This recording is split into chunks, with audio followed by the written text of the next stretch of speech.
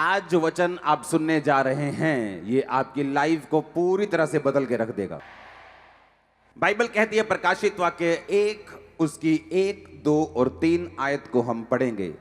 यीशु मसीह का प्रकाशित वाक्य जो उसे परमेश्वर ने इसलिए दिया कि वह अपने दासों को वो बातें जिनका शीघ्र होना अवश्य है दिखाए, और उसने अपने स्वर्गदूतों को भेजकर उसके द्वारा अपने दास यूहन्ना को बताया, जिसने परमेश्वर के वचन और यीशु मसीह की गवाही अर्थात जो कुछ उसने देखा था उसकी गवाही दी।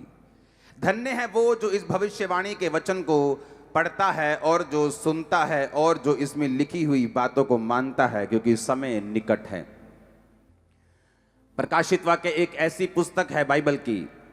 अपने हाथों को उठाओ, खुदावंद अपने आप को हम तेरे हाथों में सौंपते हैं। आज तेरा रूह खुदावंद बात करे, आज तेरा रूह मुझसे बात करे खुदावंद, इन लोगों के हृदय को छिदे, ये बदल जाए खुदावंद, तुझ में चलें और भागें और दौड़ें और सेम न रहें, इन जीसस नेम। आज बाइबल कहती जो कोई भी इस वचन को सुनेगा वो ब्लेस होगा। सिर्फ सुनने से ही वो जो पढ़ेगा यानी मैं, वो ब्लेस होगा, यानी आप जो ब्लेस होंगे। आप ऑलरेडी ब्लेस हैं इस प्रेजेंस में आके यीशु मसीह के नाम में। प्रकाशित वाक्य बाइबल की एक लौती ऐसी पुस्तक है जिसने ये लिखा है कि अगर तुम सिर्फ इसे सुन ही लोगे या सिर्फ इसे पढ़ ही लोगे तो भी तुम ब्लेस हो जाओगे, तो भी तुम आशीषित हो जाओगे। आमीन। जब आप इस पुस्तक को पढ़ रहे हैं, मैं इसको पढ़ रहा हूं, आप इसे सुन रहे हैं, मैं भी इसे सुन रहा हूं, हम आज आशीषित हो चुके हैं यीशु मसीह के सामर्थी नाम में। आज जो पुस्तक, आज जो वचन प्रकाशित वाक्य के बीच से मैं आपको पढ़ने के लिए जा रहा हूं, उसका रीजन मैं आपको बताना चाहता हूं। परमेश्वर ये चाहता है, आप वाइट कपड़ों में इसलिए हैं, कुछ लोगों ने डालियां पकड़ी हुई हैं, जो वचन मैंने पढ़ा था पिछले मीटिंग को, कि बहुत सी एक वाइट लोगों की, वाइट कपड़े डाले हुओं की भीड़ जो हाथ में खजूर की डालियां लिए हुए स्वर्ग में, जिनकी कोई गिनती नहीं। वाइट कपड़ों का मतलब वो लोग जो जीत चुके हैं। वाइट कपड़ों का मतलब वो लोग जो पवित्रताई में रहकर, पाप पर फतह पाकर, कलेश के ऊपर फतह पाकर, जो डरे नहीं, जो घबराए नहीं, किसी के डराने से डरे नहीं और परमेश्वर में खड़े रहे। बाइबल कहती है वो सब लोग स्वर्ग में जीत कर व्हाइट वस्त्र डालकर, यानी पवित्रताई के वस्त्र डालकर परमेश्वर के सामने खड़े होंगे। आज जब एक दूसरे को आप व्हाइट कपड़ों में, मुझे व्हाइट कपड़ों में आप देख रहे हैं, ये एक निशानी है कि ये तो थोड़ी सी भीड़ है, वहां तो करोड़ों की, ये लाखों की हो सकती, वहां करोड़ों की भीड़ होगी जो व्हाइट कपड़ों को डालकर, बाइबल कहती है हर जाति में से, हर कुल में से, हर भाषा में से एक भी जाति ऐसी नहीं होगी धरती की, एक भी भाषा ऐसी नहीं होगी धरती की जो उस भीड़ में मौजूद नहीं होगी। कि परमेश्वर जो है वो क्या चाहता है, आपने अपनी स्पिरिट को, अपनी सोल को, अपनी आत्मा को इस संसार के चक्करों से, पापों से क्यों बचाकर रखना है। बाइबल कहती है अब्राहम जो इस धरती का सबसे आशीषित इंसान था, बाइबल कहती है राजा भी उससे डरते थे, सरकारें भी उससे भय खाती थी, उसकी ब्लेसिंग सरकारों से भी ज्यादा थी। बाइबल कहती है वो राजा जो बड़े बड़े राजाओं को मारकर लूत को भी ले गए, उन बड़े बड़े राजाओं को अकेले अब्राहम और उसके लोगों ने मार दिया था। अब्राहम इतना आशीषित, धरती पर भी आशीषित, स्वर्ग पर भी आशीषित था। बाइबल कहती परमेश्वर ने उससे वायदा किया था कि मैं तुझे एक संतान दूंगा, तुझे एक वंश दूंगा। 75 साल की उम्र में उससे वायदा किया था, और अब्राहम जब 99 साल का हो गया, 99 का हो गया, तब भी उसके पास बेटा नहीं था। लेकिन वचन बताता है कि वो एक ऐसे स्वर्गीय यरूशलेम की बाट जोहता था, वो ऐसे नगर की बाट जोहता था जिसका बनाने वाला और रचने वाला परमेश्वर है। यानी उसका ध्यान जो था वो स्वर्गीय हो गया था। उसका ध्यान ये हो गया था कि मान लो अगर मुझे बच्चा अभी ना मिले और मैं यहोवा से हट जाऊं और अपनी मुक्ति को गवा बैठूं, तो मैं स्वर्ग नहीं जा सकता। मैं स्वर्ग जाना चाहता हूं, चाहे मुझे संसार की आशीष मिले या ना मिले, चाहे खुदा का वायदा पूरा हो या ना हो, वो चंगा करे या ना करे, ब्लेस करे ना करे, लेकिन मैं अपनी साल्वेशन, अपनी मुक्ति को नहीं गवाऊंगा। और बाइबल कहती जब ये बात परमेश्वर ने अब्राहम के अंदर देखी कि अब्राहम किसी भी कीमत के ऊपर अपनी मुक्ति को खत्म नहीं करना चाहता, किसी भी कीमत के ऊपर यहोवा को त्यागना नहीं चाहता, कोई भी आशीष मिले या ना मिले वो परमेश्वर से दूर नहीं हटना चाहता, इसलिए बाइबल कहती है परमेश्वर ने उसको वंश भी दिया। और बाइबल कहती तारों के समान उसको बच्चे दिए, रेत के किणकों के समान उसको बच्चे दिए, उसको वो सब कुछ दिया। फिर वो चाहता था, बाइबल कहती है जो अपना सब कुछ त्याग कर परमेश्वर के पीछे हो गए हैं, धरती पर एक भी वस्तु ऐसी नहीं होगी जो परमेश्वर आपको नहीं देगा, एक भी ब्लेसिंग ऐसी नहीं होगी जो परमेश्वर आपको नहीं देगा। लेकिन बात यह है, हमारा ध्यान ब्लेसिंग की ओर नहीं होना चाहिए। हमारा ध्यान जो है वो स्वर्गीय यरूशलेम की ओर, वो स्वर्ग की ओर, वो मुक्ति की ओर होना चाहिए, ताकि परमेश्वर वो सारे कामों को हमारी जिंदगी में पूरा कर सके जो परमेश्वर चाहता है। आमीन। परमेश्वर ने ये रूल बनाया है, ये एक नियम है कि जब एक इंसान धरती के ऊपर पूरी तरह से आत्मिक हो जाएगा, संसार की हर एक वस्तु, हर एक आशीष वो राजाओं के पास हो ना हो, वो तुम लोगों के पास और तुम्हारे परिवारों के पास होगी। आमीन। ऊंचा ये ब्लेसिंग तुम्हारी, ये चर्च। Hallelujah, hallelujah. जो वचन आज परमेश्वर आपको देना चाहता है, उस वचन को मैं पढ़ूंगा, प्रकाशित वाक्य 2 उसकी 1 से 7 आयत। उसमें परमेश्वर ने यूहन्ना को कहा, इफसुस की कलीसिया के दूत को ये लिख। आप जानते यूहन्ना कौन था? यूहन्ना सबसे लेट, सबसे बाद में मरने वाला प्रेरित था। वो इतना बूढ़ा हो गया था, उसको तेल में, कड़ाही में उबले हुए तेल में डाल देते थे, वो मरता नहीं था, वो मरता नहीं था। उसको कितनी बार मारा गया, वो मरा नहीं। और बाद में उसको जैसे काले पानी की सजा देते किसी को, एक टापू पर छोड़ दिया गया, पतमुस नामक टापू पर उसको छोड़ दिया गया। और बाइबल कहती है परमेश्वर से जो व्यक्ति प्यार करता है, जो शिकायत नहीं करता, जिसको मालूम है कि कलेश एक मसीही जीवन का हिस्सा है, हमारे नाम को बुरा कहना एक मसीही जीवन का हिस्सा है। जिस तरह यूहन्ना बपतिस्मा देने वाला और ये यूहन्ना प्रकाशित वाक्य, ये अलग अलग लोग हैं। ये वो यूहन्ना था जो परमेश्वर का चेला था, जो परमेश्वर के साथ रहता था, परमेश्वर से प्यार करता था। और बाइबल कहती है ये क्रूसिफिकेशन के टाइम पर भी परमेश्वर के नजदीक खड़ा था। इसी को परमेश्वर ने अपनी माता को दे दिया था और कहा था कि ये आज से तेरी माँ है, और माँ को बोला था आज से ये तेरा बेटा है। अब ये वही यूहन्ना, इमेजिन करो, एक साइलेंट टाइम में जी रहा था, जहां इसको टापू पर छोड़ दिया गया था, जहां इसको लगता कि मेरी जिंदगी के जो थोड़े से साल रहते हैं वो इसी तरह से खत्म हो जाएंगे।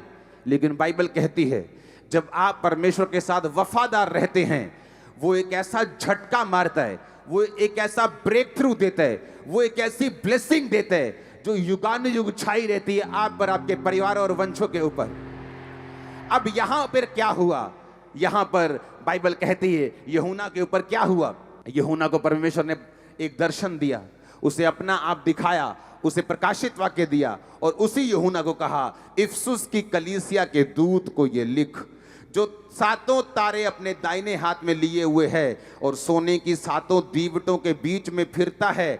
वह ये कहता है कि मैं तेरे काम, तेरे परिश्रम, तेरे धीरज को जानता हूं, ये भी कि तू बुरे लोगों को देख नहीं सकता, और जो अपने आप को प्रेरित कहते हैं और है नहीं, उन्हें तूने परख कर झूठा पाया है। ऐसे लोग जिनको प्रेरिताई से कोई मतलब नहीं, जिनको मेहनत करने से कोई मतलब नहीं, जो देखते हैं अच्छा उसकी कलीसिया ज़्यादा है, पता नहीं प्रेरित नाम लगाकर हो गई होगी, मुझे भी यही नाम रखना है, लेकिन उनके अंदर ऐसा कुछ भी नहीं। उसने कहा तू धीरज धरता है और मेरे नाम के लिए दुख उठाते थका नहीं, परंतु मुझे तेरे विरुद्ध ये कहना है कि तूने अपना पहला सा प्रेम छोड़ दिया है। इसलिए स्मरण कर तू कहां से गिरा है, मन फिरा और पहले के समान काम कर। यदि तू मन ना फिराएगा तो मैं तेरे पास आकर तेरी दीवट को जो उसके स्थान पर से हटा दूंगा। हाँ, तुझ में ये बात तो है कि तू निकीलियों के काम से घृणा करता है, जिससे मैं भी घृणा करता हूँ। जिसके कान हो वो सुन ले, आत्मा कलीसियाओं से क्या कहता है। जो जय पाएगा मैं उसे जीवन के पेड़ में से जो परमेश्वर के स्वर्गलोक में है फल खाने को दूंगा। पूरी कलीसिया ऊंची आवाज में तारीफ करते हुए आमीन बोले ऊंची आवाज में। ये परमेश्वर ने किसको कहा है? दूत को।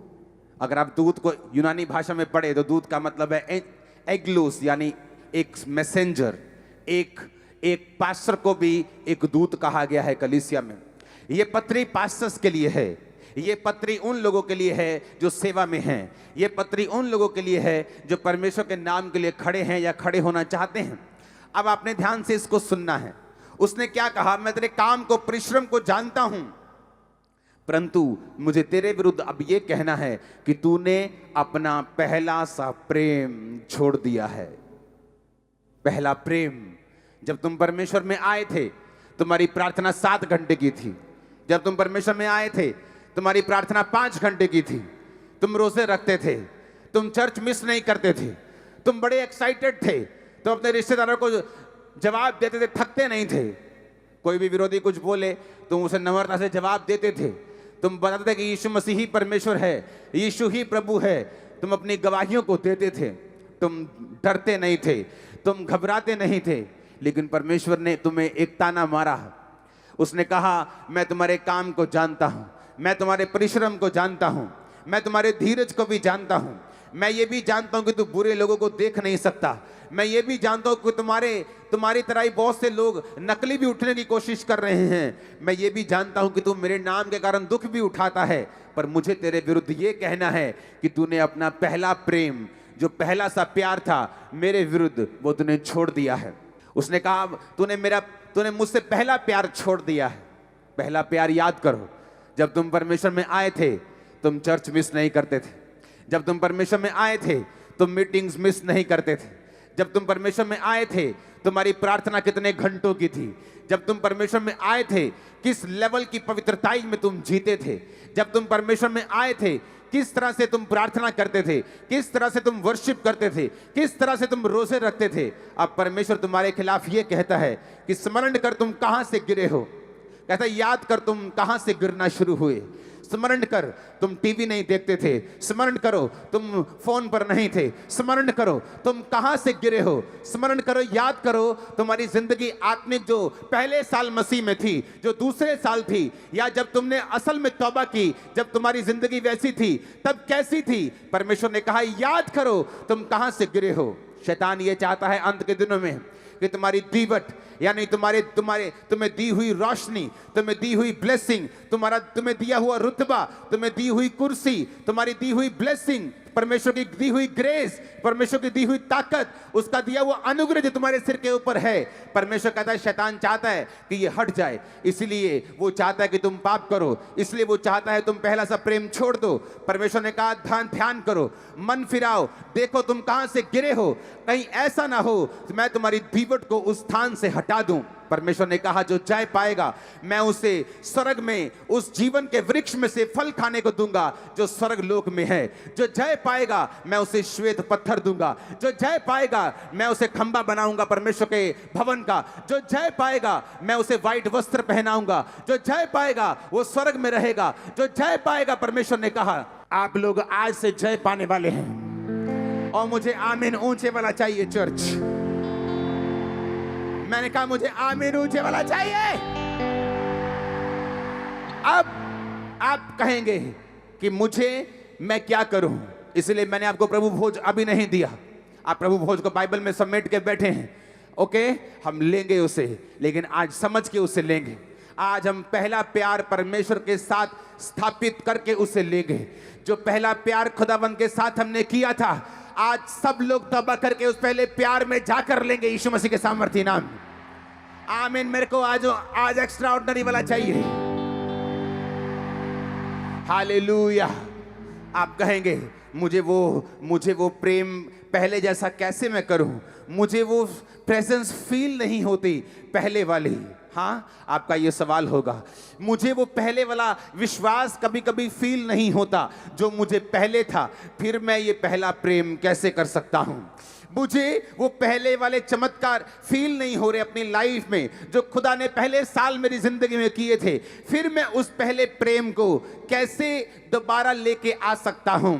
तो मैं आपको खुशखबरी देना चाहता हूं, ये पहला प्रेम, परमेश्वर इस पहले प्रेम को किसी मन में जगाने के लिए आपको नहीं कह रहा, या ये पहला प्रेम किसी दिमाग का या किसी दिल का प्रेम नहीं है। ये पहला प्रेम परमेश्वर जो आपसे कह रहा है, ये कर्मों का प्रेम है, ना कि दिल का प्रेम। अगर वही प्रार्थना जो पहले करते थे अब करने लग जाएंगे तो पहले प्रेम में आ जाएंगे। वही रोजे जो पहले रखते थे अगर अब रखेंगे तो पहले प्रेम में आ जाएंगे। वही पवित्रता जो पहले थी अगर अब रखेंगे पहले प्रेम में आ जाएंगे। आमीन ऊंचा चर्च। क्योंकि ये दिमाग की खेल नहीं। आपके दिमाग में अविश्वास हो सकता है कि परमेश्वर इसको चंगा करेगा या नहीं करेगा, वो इसको उठाएगा कि नहीं उठाएगा। आपके दिमाग में शक हो सकता है, लेकिन उस शक के बावजूद अगर आप प्रार्थना करना ना छोड़ें, उस शक के बावजूद अगर आप भवन जाना ना छोड़ें, उस शक के बावजूद आप बोना ना छोड़े, प्रार्थना ना छोड़े, फास्टिंग ना छोड़े, पवित्रता ही ना छोड़े, वो शक नहीं है, फिर आप उस रुमाल को उठता हुआ, अपनी लाइफ को ब्लेस होता हुआ, चमत्कारों को होता हुआ देखने वाले यीशु मसीह के सामर्थ्य नाम में। Hallelujah, hallelujah, hallelujah. परमेश्वर ने कहा तूने अपना पहला सा प्यार छोड़ दिया है। लोग पूछते हैं कि मैं पहला प्यार कैसे करूं, क्योंकि मुझे वो फीलिंग अब परमेश्वर के लिए नहीं है। जैसे मैं पहले एक्साइटेड रहता था, कोई छुट्टी नहीं करता था, अब मेरी एक्साइटमेंट थोड़ी थोड़ी कम हो गई। वो चाहे कम हो जाए, क्योंकि हर तरह का मौसम आपकी लाइफ में आता है। मेरी लाइफ में भी रहा है जब परमेश्वर ने बहुत से मिरेकल किए मेरी लाइफ में। फिर ऐसा समय भी आया जब परमेश्वर कोई काम ऐसा लगता है कि मेरी लाइफ में नहीं कर रहा जो मैं चाहता हूं, वो दूसरी तरफ से और काम करी जा रहा है, लेकिन जो मैं चाहता हूं वो नहीं कर रहा। लेकिन परमेश्वर देखता है मेरी एक्साइटमेंट कम तो नहीं हुई, मेरा पहला प्रेम कम तो नहीं हुआ। बाइबल कहती परमेश्वर ने कहा तूने अपना पहला सा प्यार छोड़ दिया है। आज उस प्रभु भोज को लेने से पहले एक वायदा करना होगा, हमें अपने पहले प्यार में वापस जाना होगा, ताकि परमेश्वर उस बड़ी ग्रेटनेस को जो उसने आपको तब दिखाई थी जब आप पहला प्यार कर रहे थे, वो दोबारा से कुछ ऐसा आपकी लाइफ में करना चाहता है जो इस आपकी लाइफ का सबसे बड़ा मोड़ होगा। मैं आपको ये प्रोफेटिक वर्ड दे रहा हूं। अगर आपको लगता है कि आप माउंटेन के हाईएस्ट लेवल पे पहुंच गए हैं, तो याद रखो उससे भी बड़ा पहाड़ है जहां परमेश्वर आपको लेके जाना चाहता है। अगर आप चाहते हैं आपने ब्लेसिंग को हासिल कर लिया है, तो परमेश्वर आपको देशों के बीच में, आपको प्राइम मिनिस्टर, आपको प्रेसिडेंट्स के बीच में लेके जाना चाहता है। अभी तो शुरुआत हुई है, अभी तो आपने कुछ नहीं देखा, लेकिन परमेश्वर कहता तूने अपना पहला सा प्यार छोड़ दिया है। वो पहला प्यार, एक्साइटमेंट जब कम हो जाए दिल में, जब दिल करे ये नहीं करना, अब चर्च जाने का जब दिल ना करे, फास्टिंग करने का दिल ना करे, जब बोने का दिल ना करे, दिल ना करने के बावजूद परमेश्वर कहते हैं अपने पहले प्यार को तू छोड़ना मत। थिस्सलुनीकियों 4 उसकी 3 से 5 आयत को हम पढ़ेंगे, और उसके बाद पहला कुरिन्थियों 6 उसकी 18 से 20 उसको बाद में पढ़ेंगे। पहला थिस्सलुनीकियों 4 उसकी 3 से 5 आयत, उसको हिंदी और इंग्लिश की एम्प्लीफाइड बाइबल, जिसका मतलब है वो बाइबल जहां पर एक्सप्लेन करके वर्स को लिखा होता है, एम्प्लीफाइड बाइबल से उस 3rd आयत को पढ़ेंगे और हिंदी में पढ़ेंगे। उसमें लिखा क्योंकि परमेश्वर की इच्छा ये है कि तुम पवित्र बनो, अर्थात व्यभिचार से बचे रहो। इंग्लिश में लिखा for this is the will of God that you should be consecrated, separated and set apart for pure and holy living, that you should abstain and shrink from all sexual vice। परमेश्वर ने कहा कि ये खुदावंद की इच्छा है कि तुम कॉन्सिक्रेटेड, जिस तरह से पुराने नियम में याजकों को उनको अभिषेक कर दिया जाता था और फिर वो याजक अलग ताई की जिंदगी जीते थे।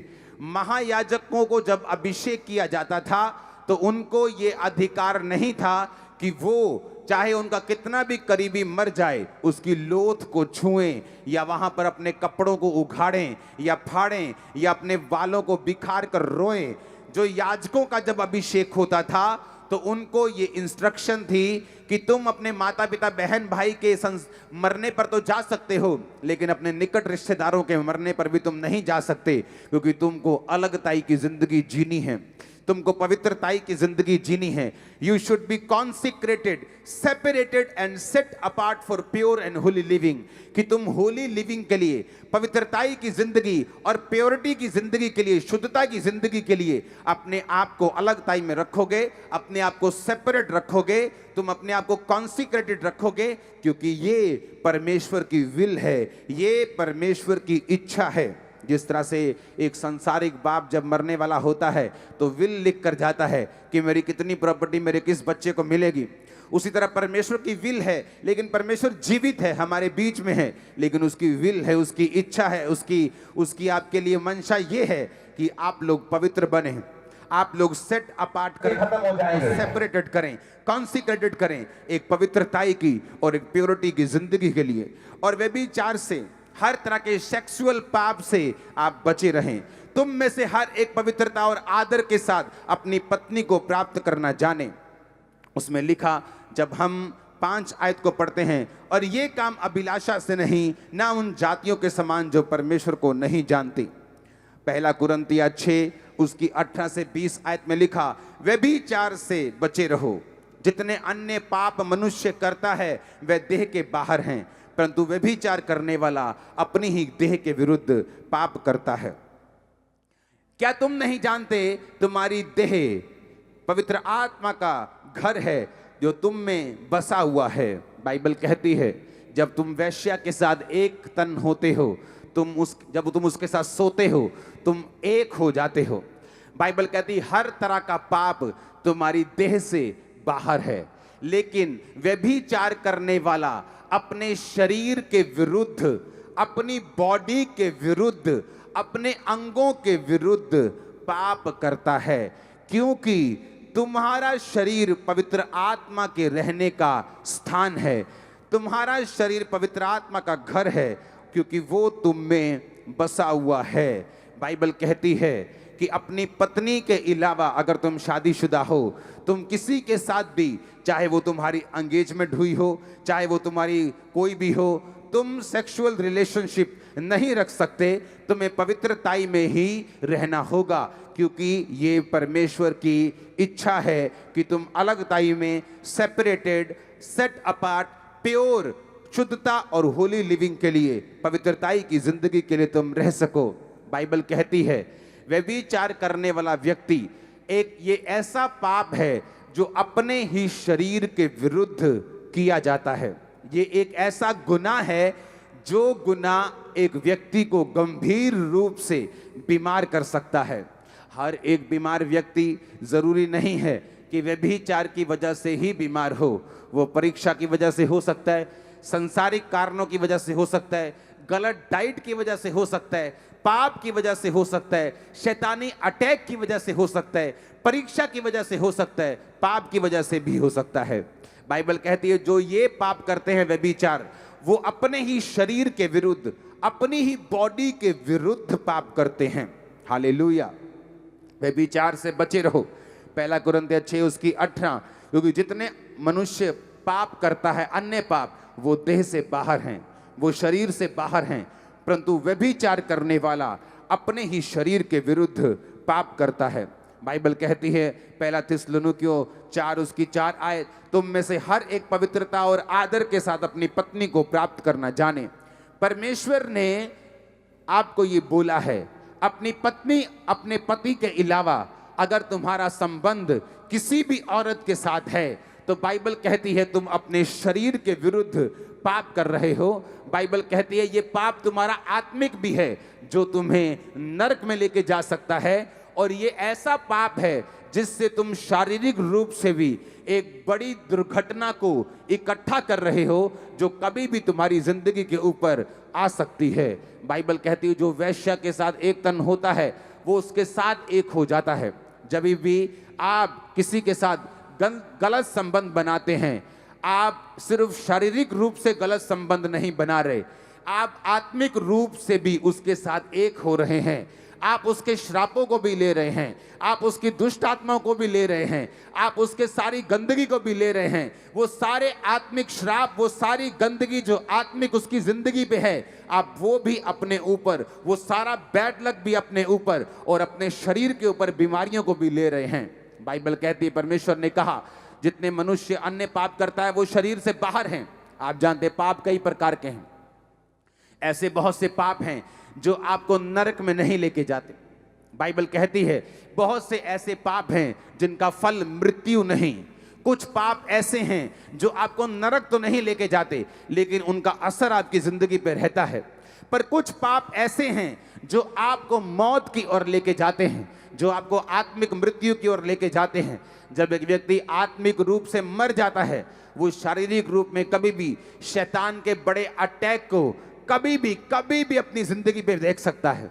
कभी भी शैतान उसकी लाइफ पे, उसके फाइनेंस पे अटैक कर सकता है। ऐसे बहुत से लोग हैं जिनकी लाइफ में परमेश्वर ने उसको अच्छे बिजनेस के साथ ब्लेस किया, अच्छी सेवकाइयों के साथ ब्लेस किया। ऐसे लोगों को मैं पर्सनली जानता हूं। एक अच्छी सेवकाइयों के साथ खुदावंद ने उनको ब्लेस किया, लेकिन पाप में गिर गए, व्यभिचार में गिर गए, परमेश्वर से तौबा नहीं की, अपने पहले प्रेम को वापस नहीं लेके आए। परमेश्वर ने कलीसिया को तितर बितर कर दिया, सब कुछ उजाड़ दिया, सब कुछ खराब कर दिया, परिवारों को खत्म कर दिया, सिर्फ इस पाप के कारण। बाइबल कहती जो कोई व्यक्ति इस पाप से बचा रहेगा और मूर्ति पूजा से बचा रहेगा, वो एक बड़े गंभीर पापों से बचा रहेगा और वो अपनी साल्वेशन से भी, साल्वेशन के अंदर भी बना रहेगा और परमेश्वर की ब्लेसिंग के अंदर भी बना रहेगा। बाइबल कहती है जब पौलुस बहुत से प्रेरितों के पास जब वो गया मिलने के लिए, तो उनको ये बताया गया, उनके साथ डिस्कशन हुई कि तुम मूर्ति पूजा से बचे रहो, गले घोटे हुओं के मांस से, यानी उस बलिदानों से जो शैतान के लिए दिया जाता है उससे भी बचे रहो, और तुम मूर्ति पूजा से बचे रहो, और तुम व्यभिचार से बचे रहो। ये सारा कुछ बाइबल कहती है परमेश्वर के दासों ने पौलुस को बताया, और पौलुस भी यही बातें सेम कर रहा था। आपको ये बात ध्यान रखनी है, परमेश्वर ने कुछ बड़ा देने के लिए आपको अपने पास बुलाया है, और शैतान यह बात जानता है, इसलिए वो कलीसिया को ऐसे गंभीर पापों में फंसा के रखता है ताकि जो दीवट, ताकि जो बुलाहट, जो ब्लेसिंग, जो ग्लोरी, जो महिमा परमेश्वर ने आपको देनी है, वो परमेश्वर आपको कभी ना दे सके, वो आपके स्थान से हटा दी जाए। शैतान उन चीज़ों को छीन ले, उन आशीषों को, उन आत्मिक बरकतों को, आत्मिक अथॉरिटी को, वो आत्मिक पोजीशन को छीन ले जो परमेश्वर ने आपको देनी है। याद रखो, अगर आपकी आत्मिक पोजीशन हिल गई तो आप कभी भी परमेश्वर से उन बरकतों को नहीं पा सकते। अंधा जब चंगा हुआ, बाइबल कहती है उसने परमेश्वर को पुकारा, पहली बात उसकी शारीरिक पोजीशन, जो वो उस सड़क पे बैठा था, जिस सड़क से प्रभु यीशु मसीह गुजर रहे थे, वो सही थी। उसकी आत्मिक पोजीशन कि उसने यीशु मसीह को पुकारना छोड़ा नहीं, अपने उस कपड़े को जो एक सर्टिफिकेट भिखारी होने का था उसको फेंक कर कि अब मैं भीख नहीं मांगूंगा, खुदाबंद का बेटा बन गया हूं, उसके पीछे चलूंगा। आत्मिक पोजीशन को भी सही किया। जब तक आपकी शारीरिक पोजीशन सही नहीं, आप किसी अच्छी चर्च के मेंबर नहीं, आप किसी जीवित चर्च के मेंबर नहीं, जहां खुदावंद के कलाम को आपको सुनाया जाए, जहां परमेश्वर की शिक्षा हो, जहां साल्वेशन का प्रचार हो, जहां मुक्ति का प्रचार हो, जहां पाप के विरुद्ध में बोला जाए, जहां हीलिंग्स और मिरेकल्स हो, अगर आप ऐसी जीवित चर्च का हिस्सा नहीं, आप बहुत डेंजर में हैं। आपकी शारीरिक पोजीशन फिर सही नहीं है। जब तक आपकी शारीरिक पोजीशन सही नहीं, आपकी आत्मिक पोजीशन भी सही नहीं होती, क्योंकि बाइबल कहती है एक कोयले की उस भट्टी में से जब एक जीवित कोयला, एक आग से बलता हुआ कोयला जब हम निकाल कर बाहर रख देते हैं, तो वो थोड़ी देर तो जलता रहता है, पर थोड़ी देर के बाद वो जलना बंद कर देता है। लेकिन बाकी कोयले जो इकट्ठे रहते हैं वो जलते रहते हैं। शैतान मूर्ख बनाता है लोगों को। जब वो आप अच्छी कलीसियाओं से बाहर निकलते हैं, आपको लगता है पहले 1 साल 6 महीने मेरी तो स्पिरिचुअल लाइफ में कोई फर्क नहीं पड़ा। ओ चर्च में जाते कभी कोई वॉलंटियर बोलता है, मेरा दिमाग वहाँ खराब हो जाता है, कभी फलाना बंदा ये मेरे को ये बोल देता है, मेरा दिमाग खराब हो जाता है, मैं जलता हूँ, मैं कुटता हूँ। इससे अच्छा है घर बैठ के बंदगी करो।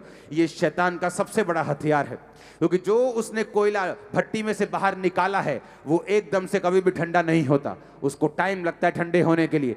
शैतान एकदम से आपको ठंडा नहीं कर सकता, वो धीरे धीरे करके आपकी लाइफ में उन चीजों को करता है। वो एकदम से आपको गंदगी नहीं दिखाता, पहले आप थोड़ी सी गंदगी देखते हैं, फिर आप थोड़ी थोड़ी सी गंदगी को स्वीकार करना शुरू करते हैं, फिर आप फेसबुक पे जाते हैं, फिर आप इंस्टाग्राम पे जाते हैं, फिर रील्स पे जाते हैं, फिर आप कहीं और पहुंच जाते हैं। और शैतान का ये हथियार है, वो धीरे धीरे आपको अपने गुनाहों में, पापों में और जालों में फंसाता है।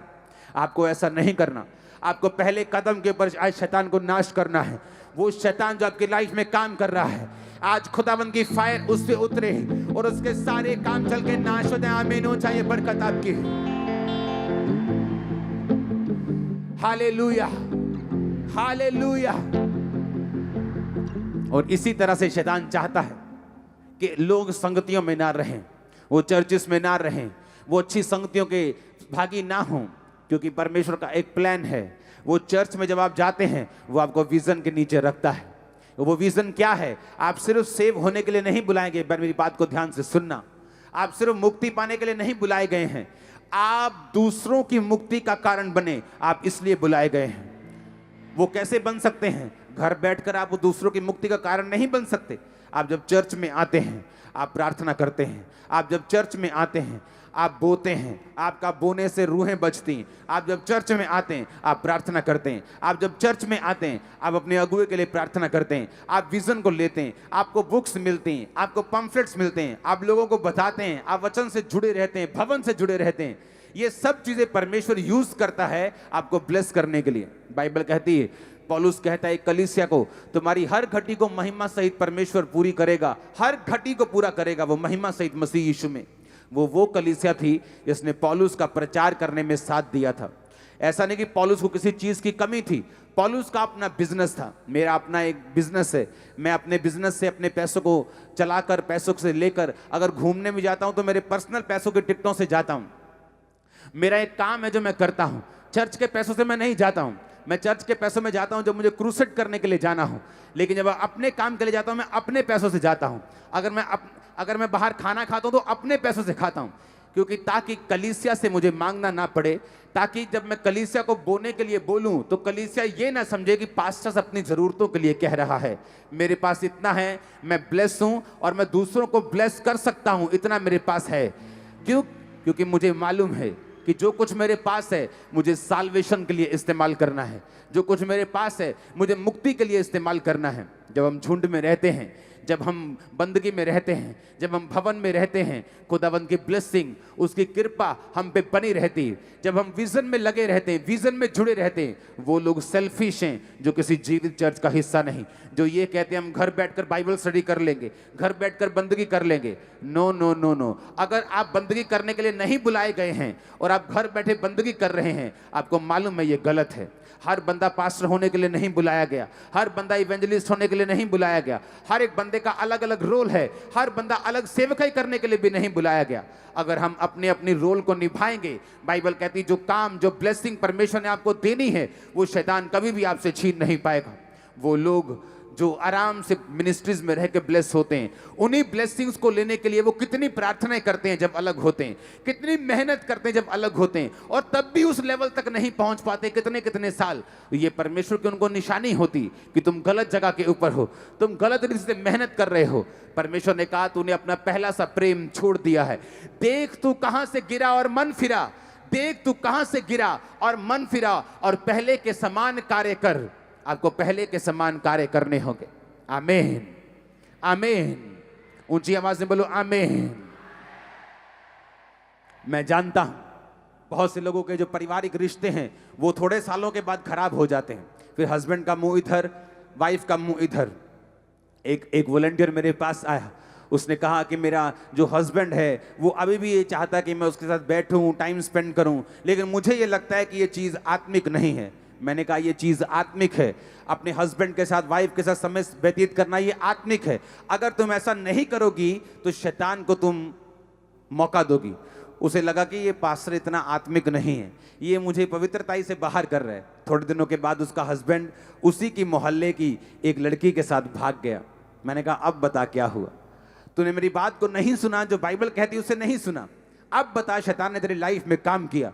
ना तो बाइबल से ऊपर जाना है, ना तो इससे नीचे रहना है, ना तो परमेश्वर ने कहा अपने आप को इतना भी धर्मी मत बना, इतना भी तू शहद मत पी कि तू खाकर उसे उगल दे। कितने मेरी बात को समझ रहे हैं? तू मिडिल में रहना है, ना तो फैशन का अगुआ बनना है और ना ही बहुत पीछे रहना है। ऐसा ना हो कि फैशन का तू अगुआ बन जाए और लोग बिगड़ जाएं, और ना ही तू इतना बैकवर्ड हो कि जो अब की लोग हैं, जो अब का यूथ है, उसे लगे कि ये बहुत बैकवर्ड है, इसको हम फॉलो नहीं कर सकते।